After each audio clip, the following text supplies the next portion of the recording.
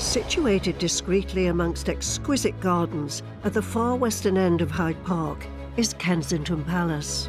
This understated masterpiece is still occupied by royalty today. From the gossip and party-fueled court of George II to Victoria's birthplace, to the paparazzi years of Charles and Diana, to the family home of William and Kate today, Kensington Palace has seen it all.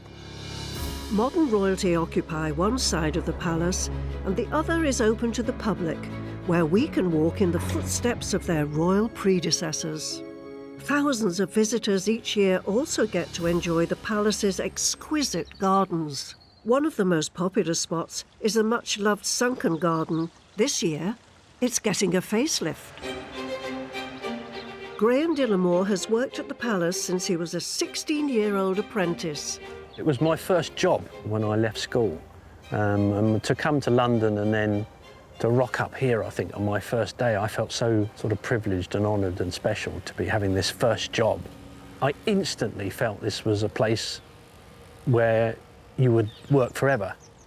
30 years later, and Graham is now Gardens and Estates Manager and in charge of the 6-month-long renovation of the famous 100-year-old sunken garden that lies at the eastern end of the palace. The sunken garden, I think, is the jewel in the crown of Kensington Palace, certainly from a garden perspective anyway. It's a lovely garden, holds a special place in a lot of people's hearts who remember it, whether they come here as a child or as they came here just as a visitor. They always seem to remember that garden. And whenever I tell people that I work here, they always say to me, oh, that's got that lovely sunken garden, hasn't it? In 1997, after the tragic death of Princess Diana in a car accident, Kensington Palace was overwhelmed with flowers left by the public, and the date continues to be marked each year.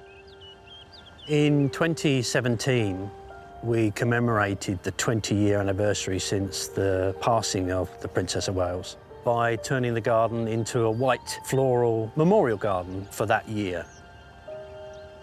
William and Harry visited us in the garden, and it was a great honour for me to give them a tour.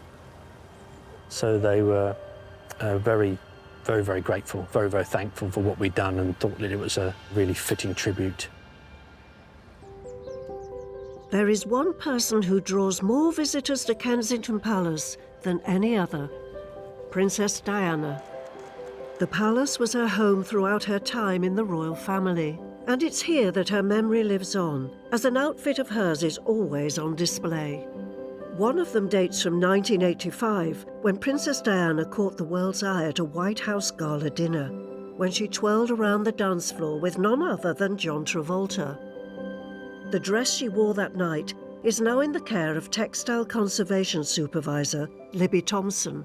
So the dress was designed by Victor Edelstein, and he was trained at Dior, and he often would use sort of historical silhouettes to inspire his dresses, and with this dress he was inspired by an Edwardian dinner dress. And this means that it's very classic silhouette, and it's very beautiful and very flattering, and I think that the look of the dress really lent itself to this moment where Diana was dancing. Like all the dresses, suits and other costumes in Libby's care, regular inspection is vital. The dress is protected inside a light and temperature-controlled case.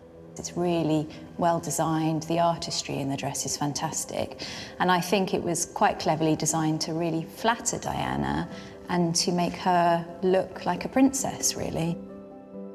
The pictures made global news the following day, and the royalty meets Hollywood moment they captured marked a shift in the public's perception of the young princess. At this point, she starts to work with designers to kind of refine her style and make it a little bit more seamless. And you can see that in this dress. It's very figure-hugging. It's got a beautiful silhouette. The few photographs that exist of Diana dancing with John Travolta appear to show her in a black dress, but a closer look reveals something surprising. So when I put the torch on the dress, you really can see the midnight blue colour of the velvet. So it catches the light beautifully. So again, this ruching would have caught the light as Diana moved in it. I think this certainly has to be up there as one of the most iconic dresses of the 20th century. The image of Diana wearing this dress was everywhere at the time, and it kind of really catapulted her into the spotlight. It's the 31st of August, the anniversary of Princess Diana's death in 1997. And each year on this day, people still come to lay flowers in front of her home, Kensington Palace. Julian Hick is an explainer at Kensington and has been here since 1997. I remember when I first started working here, there was an old boy, an old war veteran, and he used to sit on one of the benches near the orangery. And he said every Sunday morning, without fail, he used to sit on the bench and he'd watch Diana come out of a gate where the gardens are at the back, wearing a baseball cap and sunglasses on rollerblades, with a protection officer sort of hurrying behind. And she would just roll down to the round pond here onto the Broadwalk and just be absorbed into the park. Diana's unexpected death stunned the nation. After her separation 5 years earlier, she was no longer a member of the royal family. But a shrewd new PM, Tony Blair, called her the People's Princess. Kensington Palace became the focal point for an outpouring of grief. Everybody was in total shock, and it was almost as if time itself was suspended. You knew at the time it was one of those moments that you'd never forget. So I looked at some of the flowers, read some of the little cards, realised that I hadn't written anything on my card, and even now, 23 years later, I remember what I wrote. I wrote the weather. I put sunshine and rain all at once, strangely fitting. And I left my flowers at the gate. And then I think we went to have a drink at a pub, I think, afterwards. But you just knew that it was a significant moment. In 2017, Kensington Palace played host to a major exhibition, Diana, Her Fashion Story, displaying over 25 of her dresses. We always expected it to be popular, but I don't think any of us anticipated how popular that exhibition would be. It was quite overwhelming, the number of people coming here. And it took us all by surprise.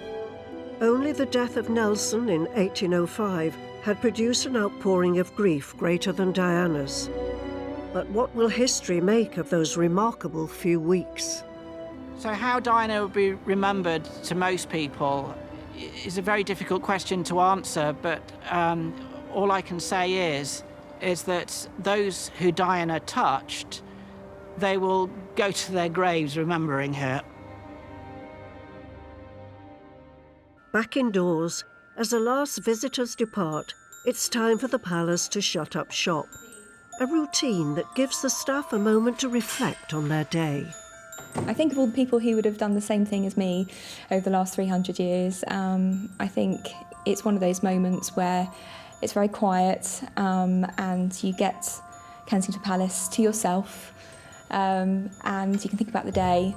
It's a nice sort of methodical routine. It feels really calming.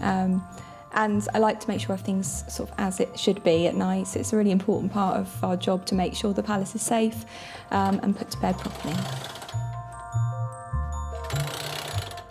Yeah, after a busy day, it's a nice, relaxing and calming experience. It's nice and quiet. It's very peaceful. It can be quite spooky. Certainly if the place is pitch black and all the shutters are closed, you can hear the floorboards moving behind you when you step on one end, so it can sound a bit like you're being followed. Behind closed doors, Kensington has seen kings and queens, princes and princesses, mistresses and servants, all part of its 300-year-old story. You can't help but walk through these rooms and think about all those different uses of the chambers, all the different people who've called Kensington home. And I often think about the fact that, you know, I've been here for a long time as well, and, you know, I'm kind of part of the story too now. I think that's us done. Is that done? Home. Good plan.